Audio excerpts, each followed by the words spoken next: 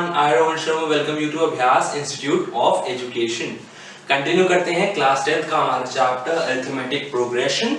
Last video तक हमने exercise 5.3 के क्वेश्चन नंबर 14 तक कर लिया था। अब जब आपको क्लियर है an क्या है, sn क्या है, अलग अलग वैरायटी ऑफ क्वेश्चंस कैसे आ सकते हैं, उसमें सिचुएशन के हिसाब से कौन सा फॉर्मूला लगाना है, out of the available different formulas कौन सा अवेलेबल फॉर्मूला लगाना है। अगर ये सब चीजें समझ ली हैं, आगे बढ़ते हैं, बात करेंगे क्वेश्चन नंबर 15 से ऑफ एक्सरसाइज 5.3, जहां से हमारे स्टार्ट होते हैं वर्ड प्रॉब्लम्स ऑफ एसएन। अब यहाँ पे क्योंकि वर्ड प्रॉब्लम के फॉर्म में है, क्योंकि क्वेश्चन डायरेक्ट नहीं है, इसलिए कई बार बच्चों को प्रॉब्लम आ जाती है। कोशिश करते हैं कि आपकी ज्यादा से ज्यादा प्रॉब्लम्स को इस वीडियो में सॉल्व कर सकें। वीडियो को एंड तक देखना, बिकॉज लास्ट तक आते आते हमारे कई सारे इंपॉर्टेंट क्वेश्चंस भी आएंगे ऑफ एक्सरसाइज 5.3। अब अगर स्टार्ट करें, सबसे पहले बात करें क्वेश्चन नंबर 15 की। क्वेश्चन नंबर 15 क्या कह रहा है? It says a contract on construction job specifies a penalty for delay on completion beyond a certain date as follows। एक कॉन्ट्रैक्ट है कंस्ट्रक्शन जॉब का, जहां पे जैसे जैसे डिले होता गया वैसे वैसे पेनल्टी, वैसे वैसे फाइन लगता जाएगा। फाइन कुछ ऐसे है that ₹200 for the first day, ₹250 for the second day, ₹300 for the third day and so on. क्या है?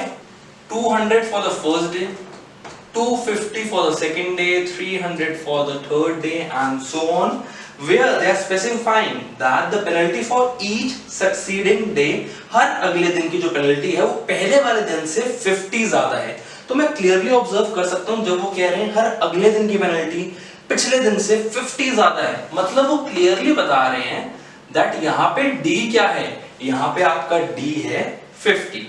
Further, how much money the contractor has to pay as penalty, कितना अमाउंट कॉन्ट्रैक्टर को देना पड़ेगा if he has delayed the work by 30 days। कितने दिन से late हो गया? if the contractor has delayed the work by 30 days। so n हो गया 30 और मुझे निकालना है sn। क्या निकालना है? मुझे यहाँ पे निकालना है sn और गिवन AP क्या फॉर्म हुई है? it is 200, 250, 300 and so on, जहां पे मेरा A आ गया है 200 और मेरा D आ गया है 50। अब बहुत इजी है, अगर हमने इतनी चीजें समझ ली कि वो मांग क्या रहा है, हमें गिवन क्या क्या है, गिवन क्या क्या है दैट AP फॉर्म हो रही है 200, 250, 300 एंड सो ऑन, जहां पे A फर्स्ट टर्म है 200, D है 50, N है 30 और हमें पता लगाना है SN। SN मतलब हमें यहाँ पे निकालना है S30, हमें ये यहाँ पे फाइंड आउट करना है। अब अगर स्टार्ट करें तो सबसे पहले क्या लिखेंगे that the AP so formed with the given information is 200, 250, 300 so on with A is equal to 200 and D is equal to 50। अब SN निकालना है तो SN का फॉर्मूला क्या है? N upon 2 multiply by in the bracket 2A plus N minus 1 multiply by D। अब S30 निकालना है, so it is 30 divided by 2 multiply by in the bracket 2 multiply by 200 plus 30 minus 1 multiply by 50। अब यहाँ पे मेरे पास क्या है? अगर यहाँ पे डिवाइड कर दूं मेरे पास आ गया 15। so S30 is equal to 15 in the bracket 400 plus 29 multiply by 5। अब S30 क्या आ गया? 15 multiply by in the bracket 400 plus 9 5s are 45, 5 2s are 10 plus 4 1450। क्या आ गया? 15 multiply by 400 plus 1450। so S30 यहाँ पे क्या आ रहा है? 15 multiply by 400 plus 1450। I have 15 multiply by 1850। क्या आ गया? मेरे पास आ गया 15 multiply by 1850 अब 185 अगर मैं मल्टीप्लाई करूं 15 से तो क्या मिल रहा है 5 5 are 25, 8 5 I have 40 plus 2 is 42, 5 1 5 plus 4 is 9, then again 1 से मल्टीप्लाई है, मेरे पास आ गया 185, सो यहाँ पे आया 5 5 plus 2 7, 9 plus 8 कितना होता है, मेरे पास 9 plus 8 होता है 17, मेरे पास यहाँ आ गया 2775, क्या आ गया मेरे पास यहाँ पे आ गया 2775 और एक जीरो यहाँ से आया, कहां से, यहाँ पे मेरे पास था 15 मल्टीप्लाई बाय 1850, मैंने यहाँ पे सिर्फ मल्टीप्लाई किया 185 से, तो मेरे पास यहाँ पे S30 आ गया 27,750। तो आप कंक्लूडिंग लाइन लिख सकते हैं दैट द कंस्ट्रक्शन मैनेजर, या फिर जिसका भी यहाँ पे नाम था, the construction worker has to pay a penalty of ₹27,750 for the delay in work. अब अगर एक बार ये क्लियर है तो आगे चलते हैं, बात करते हैं अगले क्वेश्चन की, जो इतना ही ज्यादा इजी है, इतना ही नॉर्मल कॉन्सेप्ट लग रहा है और हम इतनी ही आसानी से उसको भी कर सकते हैं। बात करते हैं क्वेश्चन नंबर 16 की। अब अगर बात करें अगले क्वेश्चन की, क्वेश्चन नंबर 16 की, तो क्वेश्चन नंबर 16 कह क्या रहा है देखते हैं। Question number 16 says a sum of ₹700 is to be used. एक बार यहाँ पे पॉज देते हैं, क्या कह रहा है, अ सम ऑफ 700, मतलब मुझे यहाँ SN दे दिया गया है clearly, that is ₹700। It is to be used to give 7 cash prizes। अब हर वर्ड में समझो कि हमें वो कह क्या रहे हैं। अगर वो कह रहे हैं 7 cash prizes देने, मतलब N भी उसने आपको दे दिया, that is 7। So a sum of 700 is to be used to give 7 cash prizes to students of a class for their overall academic performance। एक स्कूल में ये कैश प्राइज बंटना है 700 रुपए का, 700 का 7 बच्चों के बीच में, जहां पे वो कह रहे हैं एकेडमिक परफॉर्मेंस के लिए उनको ये रिवॉर्ड दिया जा रहा है। If each prize is 20 less than the preceding price, अगर हर अगला प्राइस पहले वाले से 20 रुपीस कम है, मतलब डी क्या दे रहे हैं, डी इज -20। कॉमन डिफरेंस क्या आया, common difference we have obtained is -20। Find the value of each of the prizes। वो कह रहे हैं मुझे बताओ यहाँ पे हर प्राइस, फिर बताओ कितना है। अगर 7 प्राइजेस हैं, 7 कैश प्राइजेस हैं, तो मुझे हर कैश प्राइस की वैल्यू दो। अब मेरे को यहाँ पे क्या नहीं दिया, मेरे को यहाँ पे A नहीं दिया, मेरे पास A मिसिंग है, लेकिन SN है, N है और D की वैल्यू है। तो SN होता क्या है, यहाँ पे SN का फॉर्मूला क्या है, it is N divide by 2 multiply by 2a plus n minus 1 in the bracket multiply by d। अब यहाँ पे S7 की बात कर रहे हैं, 7 upon 2 multiply by 2a plus 7 minus 1 multiply by -20 bracket close। S7 that is SN क्या दिया हुआ, that is 700 multiply by 2 divide by 7, ये कहां से आया, 2 इधर डिवाइड हो रहा है, इधर जाके हो जाएगा मल्टीप्लाई, 7 मल्टीप्लाई हो रहा है, इधर आके हो गया divide. This is equal to 2a plus 6 multiply by -20। 7 1 is 7, 7 hundreds are 700, so 100 multiplied by 2 is 200 is equal to 2a। now plus 6 multiplied by -20, so मेरे पास यहां आ गया -120। अब मेरे को a की वैल्यू चाहिए, so 2a is equal to 200 plus 120। क्या किया, यहां पे a को रखा एक तरफ और बाकी जो टर्म्स थे उनको साथ में ले लिया, तो मेरे पास आ गया 2a is equal to 200 plus 120। so 2a is equal to 200 plus 120 is 320। a is equal to 320 divided by 2, I am getting the result as 160। तो यहाँ पे a क्या आ गया, a आ गया 160, मतलब जो हाईएस्ट कैश प्राइस यहाँ पे हर बंदे को मिल रहा है, हाईएस्ट, दैट इज ₹160। तो अगर a 1 है ₹160, तो a 2 कितना हुआ, जब वो क्लियरली कह रहे हैं दैट हर प्राइस जो अगला आएगा वो पहले से 20 रुपीज कम है, मतलब A1 plus D, that is 160 minus 20, so this is rupees 140. So ऐसे ही आप कैलकुलेट कर सकते हो, and the concluding line will be that the cash prices are कितने हैं? They are rupees 160, rupees 140, rupees 120, rupees 100, rupees 80, कितने हो गए? 1 2 3 4 5, रुपीज 60 एंड रुपीज 40। ये मेरे 7 कैश प्राइस हो गए जिसमें हर अगला प्राइस पहले से 20 कम था। आई होप कॉन्सेप्ट बहुत इजी था, क्वेश्चन भी इजी था, हमने बहुत जल्दी इसको कर लिया खत्म। आगे बात करते हैं अगले क्वेश्चन की, क्वेश्चन नंबर 17 की। अब जल्दी से बात करते हैं क्वेश्चन नंबर 17 की। क्वेश्चन नंबर 17 क्या कह रहा है? It says that in a school students thought of planting trees in and around the school to reduce air pollution. एक स्कूल में बच्चों ने बहुत अच्छी चीज सोची, क्या कि स्कूल के अंदर और आसपास वो लोग ट्रीज लगाएंगे ताकि एयर पॉल्यूशन कम हो सके। आपको भी ये काम जरूर करना चाहिए एनवायरनमेंट के पर्सपेक्टिव से। Then they say it was decided that the number of trees that each section of each class will plant will be the same as the class in which they are studying. अब आगे क्या कह रहे हैं? that her section, her class का exactly उतने number of trees लगाएगा जिस क्लास में वो पढ़ रहे हैं। फॉर एग्जाम्पल अगर कोई क्लास है, कोई सेक्शन है ऑफ फर्स्ट क्लास, क्लास 1 का, तो वो सेक्शन पूरा मिलके एक ट्री लगाएगा।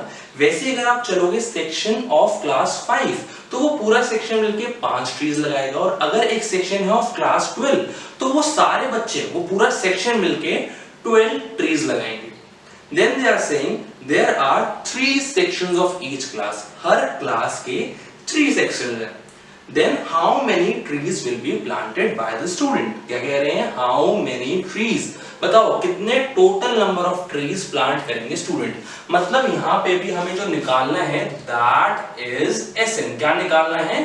हमें यहाँ पे भी SN निकालना है, हमें SN नहीं दिया। अब पॉइंट आता है AP क्या फॉर्म हो रही है। अब यहाँ पे AP फॉर्म करने के ना 2 तरीके हैं। एक क्या है? The AP so formed by the information। क्या है? देखो, अब पहली क्लास का बच्चे कितने प्लांट लगा रहे हैं? वो 1 लगा रहे हैं। देन सेकेंड क्लास के बच्चे कितने लगा रहे हैं? 2। थर्ड क्लास के 3, करते करते करते टिल 12। ये बहुत नॉर्मल सा कॉन्सेप्ट हो गया दैट एक सेक्शन कितना लगाएगा। अब कितने सेक्शंस हैं? सेक्शंस हैं 3। सो हम एक काम कर सकते हैं, क्या? या तो हम इसको AP ले लें, हमारे पास यहाँ पे N आ गया 12, A आ गया 1 और D भी आ गया 1। हम यहाँ पे बड़े आराम से SN निकाल सकते हैं। दूसरा काम क्या है? अच्छा, अब अगर इसको AP ले रहे हैं तो हमें ध्यान ये रखना है कि जब हमारे पास SN आ गया वो फाइनल वैल्यू नहीं होगी। क्यों? बिकॉज हमने यहाँ पे सिर्फ एक सेक्शन के पर्सपेक्टिव से निकाल रहे हैं कि अगर एक क्लास में एक सेक्शन हुआ, लेकिन कह क्या रहे हैं? वो कह रहे हैं दैट आपके 3 सेक्शंस हैं। तो जब SN निकल जाएगा तो यहाँ पे हम मल्टीप्लाई करेंगे बाय 3 और वो हमारा फाइनल आंसर होगा। जो भी वैल्यू निकलेगी SN की, that will be multiplied by 3। दूसरा कॉन्सेप्ट क्या है? ये AP आ गई। अब इसके बाद क्या करेंगे? As there are 3 sections in each class.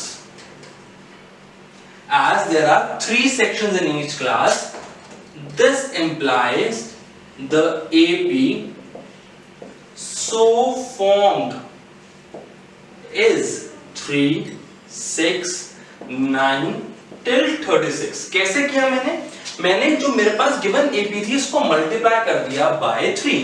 इसमें अब क्या करना है? इसमें मेरे पास A आ गया 3, D भी आ गया 3, N यहाँ पे भी है 12, यहाँ पे नॉर्मली SN निकाल देना है। SN जो यहाँ पे निकलेगा वो मेरी फाइनल वैल्यू होगी, उसमें मुझे कुछ भी किसी से भी मल्टीप्लाई करने की जरूरत नहीं है। जो SN आया that will be my final value.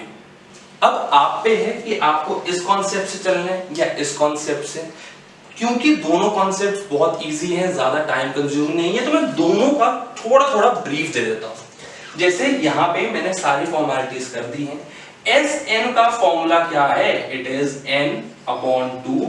यहां पे कॉन्सेप्ट लगाते हैं, फॉर्मूला लगाते हैं a प्लस ए एन, क्योंकि मुझे पता है ए एन क्या है। सो S12 is 12 divide by 2, 1 plus 12। यहां पे डिवाइड किया तो मेरे पास आ गया 6, मेरे पास आ गया 6 multiplied by 13. So 6 3s are 18 and 6 1s are 6 plus 1 is 78. So the trees planted by the students, that is 78 multiplied by 3. Multiplied by 3 क्यों? Because हर क्लास के 3 सेक्शंस हैं। So 8 multiplied by 3 is 24. 2 हुआ carry over, 7 3s are 21 plus 2 is 23. मेरे पास result आ गया 2 3 4 trees। यहाँ पे क्या करेंगे? यहाँ पे भी मेरे को एस एन नहीं पता, निकालना है। So S N is n divided by 2 a plus an. So n यहाँ पे क्या था? यहाँ पे भी था 12 डिवाइड बाय 2। a क्या था? इट वाज 3, an था 36। मेरे पास S12 यहाँ पे आ रहा है 6 मल्टीप्लाई बाय 39। अब 9 6 मेरे पास आता है 54, 5 हुआ carry over, 6 3s 18, 18 plus 5 is 23. So S12 कितना आ गया? 2 3 4, 234 ट्रीज। क्या दोनों का आंसर सेम है? दोनों का आंसर एग्जैक्टली सेम है। हमें सिर्फ अप्रोच अलग अलग यहाँ पे यूज कर रहे हैं, आंसर दोनों का सेम आ रहा है। सो आप चाहे ये अप्रोच लो, नॉर्मल एपी ले लो 1 से लेकर 12 तक, जो आंसर आए मल्टीप्लाई बाय 3, क्योंकि हर क्लास के 3 सेक्शन है। या फिर जो एपी फॉर्म हो रही है उसमें ही हर टर्म को मल्टीप्लाई कर दो बाय 3। दोनों अप्रोच लगाओगे, दोनों में से कोई भी लगाओगे तो आंसर सेम आएगा। आई होप कॉन्सेप्ट समझ आया। इसी के साथ अगले क्वेश्चन पे चलते हैं।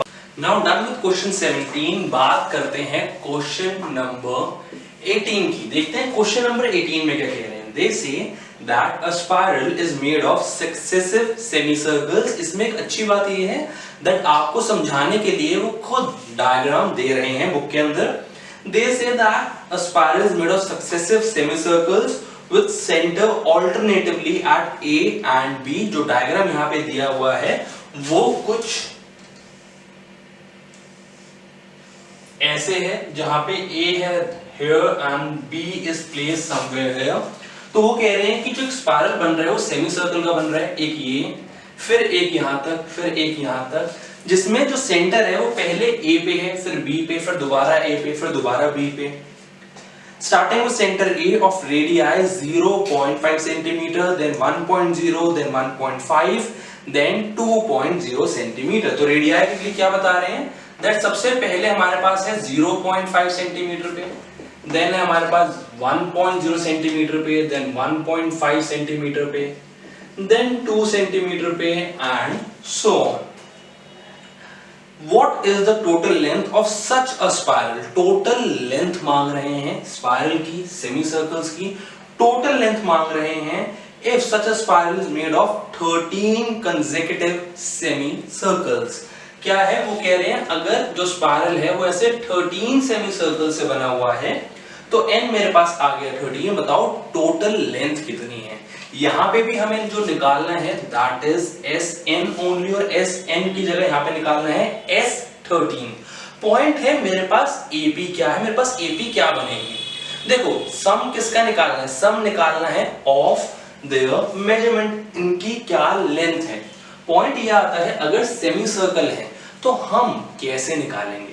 अगर सेमी सर्कल की बात करें तो इसके हमारे पास दो चीजें होती थी, एक होता था एरिया और एक होता था सर्कमफ्रेंस। क्योंकि यहाँ पे भी आउटर बाउंड्री चाहिए, लेंथ चाहिए स्पाइरल की, तो हम यहाँ पे डील करेंगे किससे?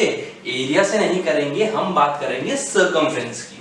सो सर्कमफ्रेंस ऑफ सेमी सर्कल क्या होते हैं, सर्कल का होता है 2 पाई आर, सो सेमी सर्कल निकालना है 2 पाई आर डिवाइड बाय 2, मेरे पास आ गया पाई आर, क्या आ गया, मेरे पास आ गया पाई आर। अब मेरे को निकालना क्या है, length of spiral that is pi r1, let's suppose जो सबसे पहला रेडियस आया था 0.5 उसको मैंने ले लिया r1, फिर मैं इसमें ऐड करूंगा पाई r2, फिर इसमें ऐड करूंगा पाई r3, फिर ऐड करूंगा पाई r4 और ऐसे चलता जाऊंगा टिल 13 तक। अब दिख रहा है ये मेरा शायद AB बन रहा है। एक बार यहाँ पे वैल्यू डालते हैं r की, मेरे पास क्या है, मेरे पास आ रहा है पाई मल्टीप्लाई बाय 0.5, फिर मेरे पास आ रहा है पाई मल्टीप्लाई बाय 1.0, फिर मेरे पास आ रहा है पाई 1.5, फिर आ रहा है पाई मल्टीप्लाई बाय 2। तो अगर मुझे चेक करना है ये एक AP है या नहीं, तो क्या करेंगे, हम यहाँ पे निकालेंगे D। So let's say A1 ये है, A2 ये, A3 ये, A4 ये एंड सो ऑन। तो अगर D निकालना है, D के लिए चेक करना है, सो A2 माइनस A1 कर लेते हैं, मेरे पास क्या आ जाएगा पाई, क्यों, पाई multiply by 1 is pi minus 0.5 पाई, मेरे पास D आ गया 0.5 पाई। सिमिलरली D चेक कर लेते हैं फॉर A3 माइनस A2, मेरे पास आ जाएगा 1.5 पाई माइनस 1.0 पाई, सबट्रैक्ट करूंगा D वापस आ गया 0.5 पाई। क्योंकि D सेम है तो मैं क्लियरली कह सकता हूं कि ये एक AP है। अगर AP है तो क्या लिखूंगा, that the above is an AP with A क्या है यहाँ पे 0.5 पाई and D is also 0.5 pi, N है यहाँ पे मुझे गिवन है 13 और मुझे निकालना है S13। सो क्या निकालना है, मुझे यहाँ पे निकालना है S13। अब अगर स्टार्ट करें, आई होप आपको समझ आया है AP क्या बनी है, ये मेरी AP है, कैसे बनाई ये समझ आया, ADN ये सब कैसे निकाला ये आपको समझ आया है, बिकॉज ये समझना बहुत जरूरी था हमारे क्वेश्चन के लिए। अब अगर Sn की बात कर रहे हैं तो Sn का फॉर्मूला लिख लेते हैं, that is n divide by 2 multiply by 2a plus n minus 1 multiply by d। S13 निकाल रहे हैं, सो 13 divide by 2 multiply by 2 further multiply by 0.5 pi because a यही था, प्लस n कितना है 13, सो 13 minus 1 multiply bye 0.5 pi again.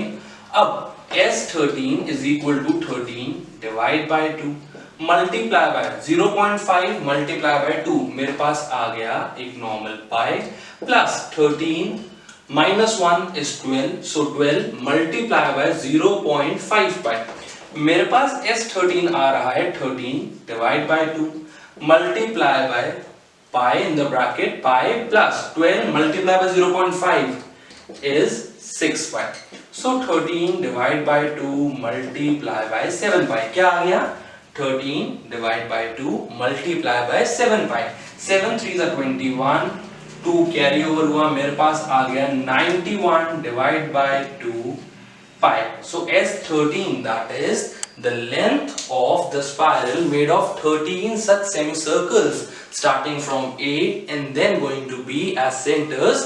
I have their length as 91 divided by 2 pi units। यहाँ पे मेरे को सेंटीमीटर दिया हुआ था, सो 91 divide by 2 pi centimetre. I hope clear है कॉन्सेप्ट क्या था, समझ आया है। इसी के साथ थोड़ा सा हल्का सा ट्रिकी था बट आई होप आपको समझ आया है। इसके साथ बात करते हैं एक्सरसाइज के सेकंड लास्ट क्वेश्चन की, जो काफी इंटरेस्टिंग भी है।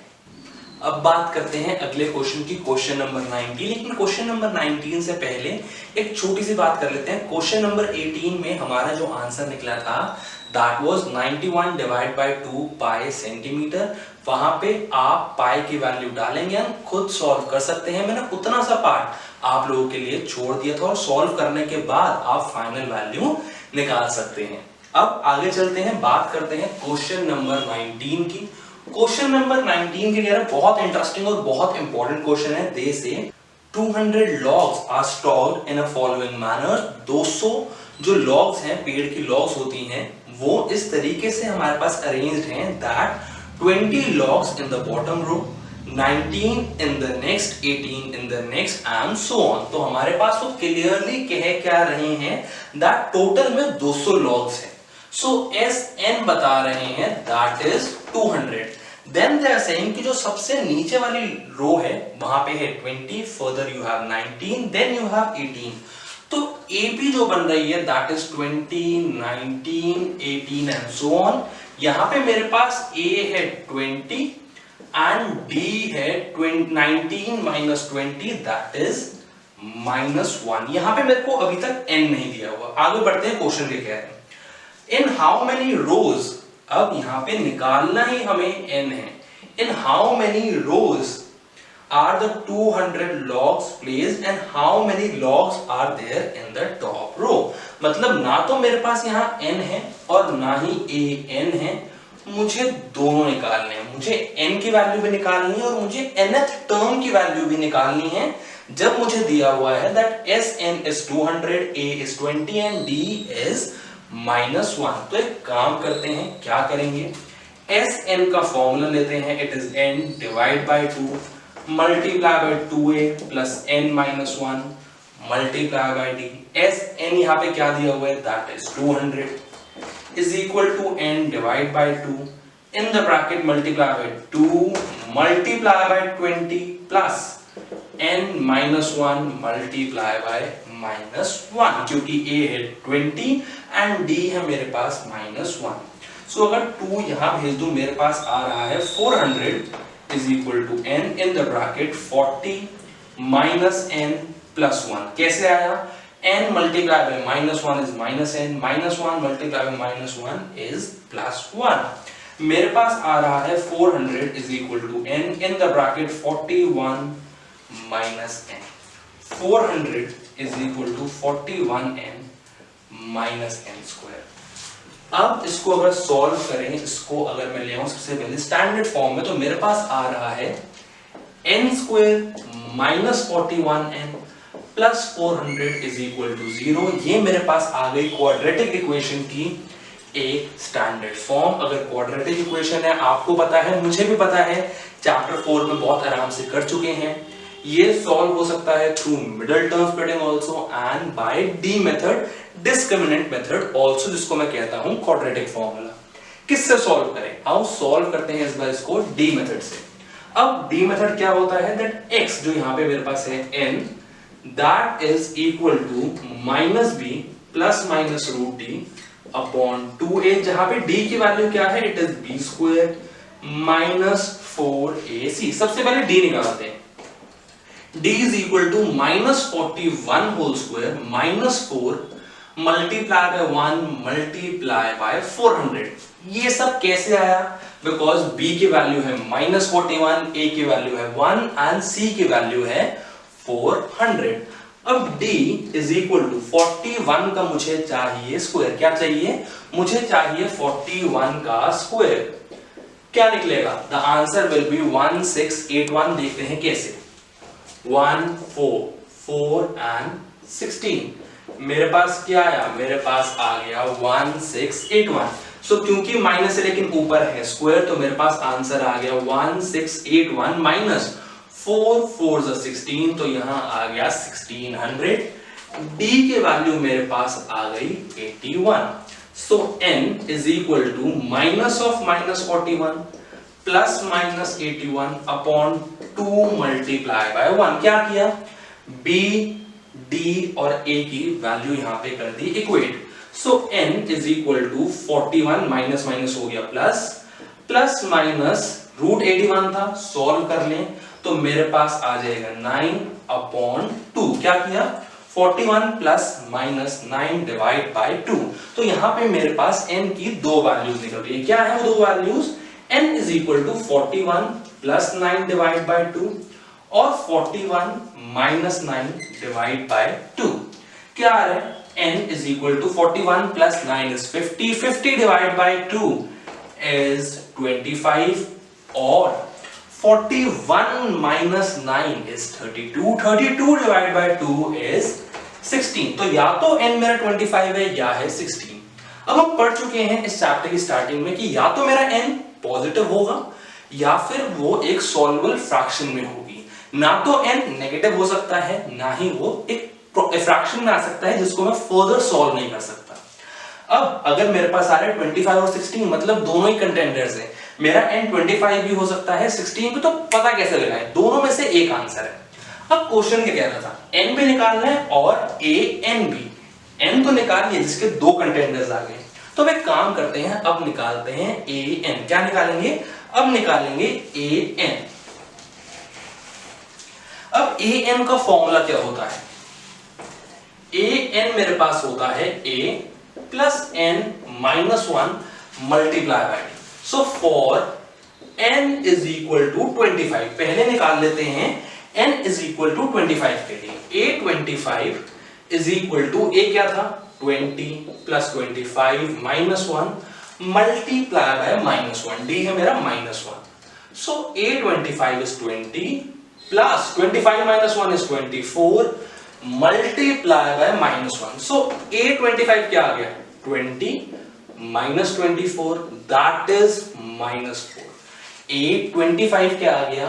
25th टर्म मेरे पास आ गई minus 4.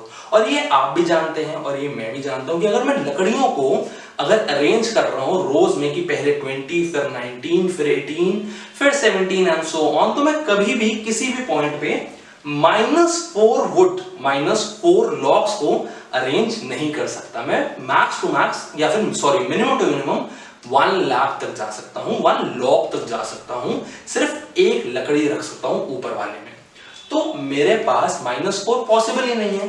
तो मतलब n is equal to 25 जो था that is not possible. जो दो मेरे n के कंटेंडर्स थे उसमें से एक तो निकल गया. दूसरा क्या बच गया? n is equal to 16. So for n is equal to 16, a16 is equal to a which is 20 plus 16 minus 1 multiply by minus 1. मेरे पास आ रहा है 20 plus 15 multiply by minus 1. मेरे पास आ गया 20 minus 15 which is 5. क्या आ गया? 5 जो हो भी सकते हैं. So concluding line क्या हो जाएगी? That there are 16 rows and 16th row has 5 logs in it. कितनी है? वहां पे हमारे पास हैं 5 logs. कितनी? 5 logs. आई होप आपको क्वेश्चन समझ आया कि जब हमारे पास दो n के कंटेंडर्स आए तो हमने सॉल्व कैसे किया. बहुत इंटरेस्टिंग क्वेश्चन था, हमने कर दिया पूरा सॉल्व. आई होप आपको आया है समझ. इसी के साथ आगे चलते हैं, बात करते हैं last question of the exercise की. क्वेश्चन नंबर 19 हो गए तो क्वेश्चन नंबर 20. अब अगर बात करें last question of the exercise 5.3 के क्वेश्चन नंबर 20 की, तो उसमें क्या कह रहे हैं? In a potato race, a bucket is placed at the starting point, which is 5 meter from the first potato. एक पूरी रेस है जिसमें जो बकेट है वो पहले पोटैटो से 5 मीटर दूर रखी गई है. आपको समझाने के लिए एक डायग्राम भी मैंने यहाँ पे बनाने की कोशिश करी है. Then and the other potatoes are placed 3 meter apart in a straight line. Straight line में 3-3 मीटर के डिस्टेंस पे further potatoes रखे हुए हैं. There are 10 potatoes in a line. पूरी लाइन में ऐसे करते करते 10 पोटैटोज है. जहां पे मैंने ये 1 2 3 दिखाने की कोशिश कर रहा हूं आपको पोटैटोज, ये जा रहा है टिल नंबर 10 तक, मतलब यहाँ पे 10 पोटैटोज हैं.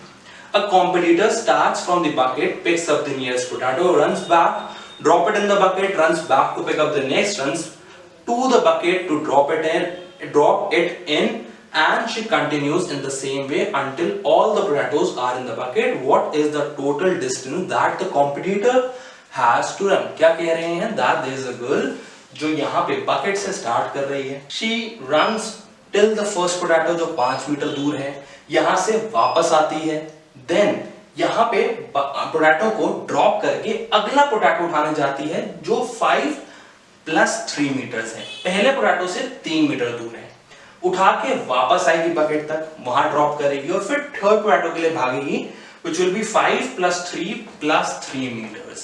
ये डिस्टेंस होगा जो उसको उठाने के लिए जाना है, फिर उठाने के बाद वापस आना है और बकेट में उस पोटैटो को डालना है। आई रिपीट, करना क्या है, बहुत सिंपल सीधा काम है। क्या, जहां पे बकेट है वहां से स्टार्ट करो, 5 मीटर भागो, पोटैटो उठाओ, 5 मीटर वापस भागो, पोटैटो बकेट में डाल दो। फिर 5 + 3, बिकॉज फर्दर जो पोटैटोज है वो 3-3 मीटर के गैप पे है, सो 5 + 3 मीटर दौड़ो, पोटैटो उठाओ, वापस आओ 8 मीटर्स और बकेट में डाल दो। यहां पे डालने के बाद वापस भागो, 8 + 3 11 मीटर्स भागो, पोटैटो उठाओ, वापस आओ, बकेट में डाल दो। ऐसे करते करते 10 पोटैटोज है, आपको 10 पोटैटोज एक एक करके उठाने हैं, वापस आना और बकेट में रख देना है। हमें बताना है कि कॉम्पिटिटर जो पार्ट ले रहा है इस रेस में उसको कितना डिस्टेंस कवर करना पड़ेगा। अब इसके लिए मुझे बनानी पड़ेगी एपी।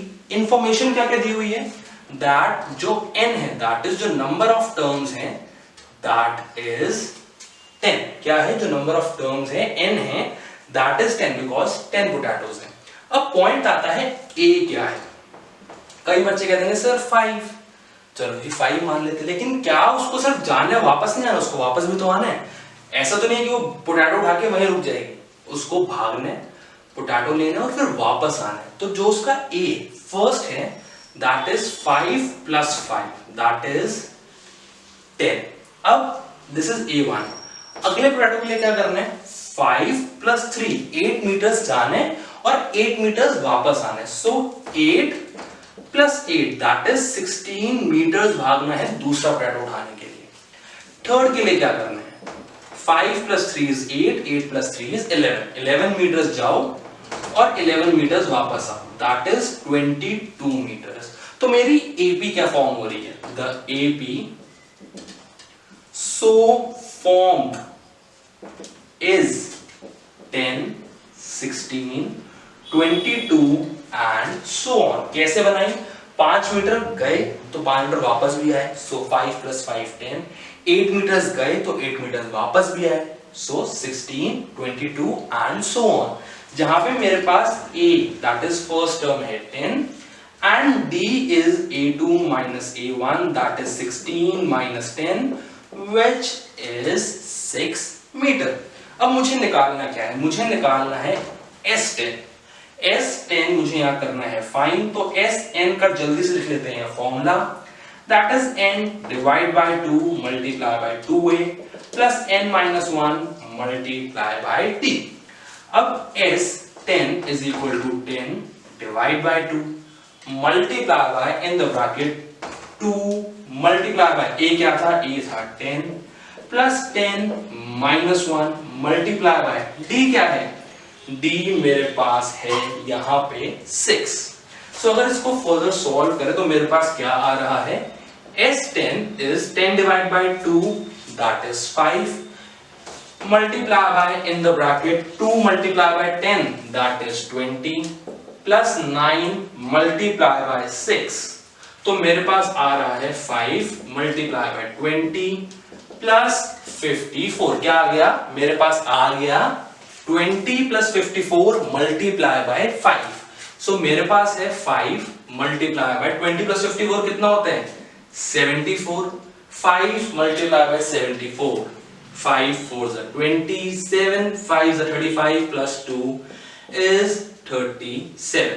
सो S10 कितना आया, मेरे पास S10 आ गया 370 मीटर्स। तो एक कॉम्पिटिटर को रेस खत्म करने के लिए कितना भागना पड़ेगा, a competitor has to run 370 meters to complete the entire race। I hope आपको समझ आया कि मेरे पास एपी फॉर्म कैसे हुई।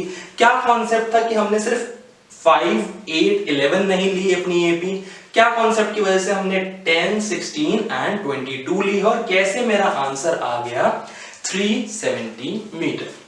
आई होप क्वेश्चन हुआ आपको क्लियर, कॉन्सेप्ट समझ आया है, कैसे Sn के फॉर्मूले से यहाँ पे हमने आंसर निकाला है। इसके साथ खत्म होता है हमारा पूरा chapter arithmetic progression. I hope each and everything is clear. If yes, hit the like button, subscribe to our channel for more such videos and don't forget to hit the bell icon. Thank you.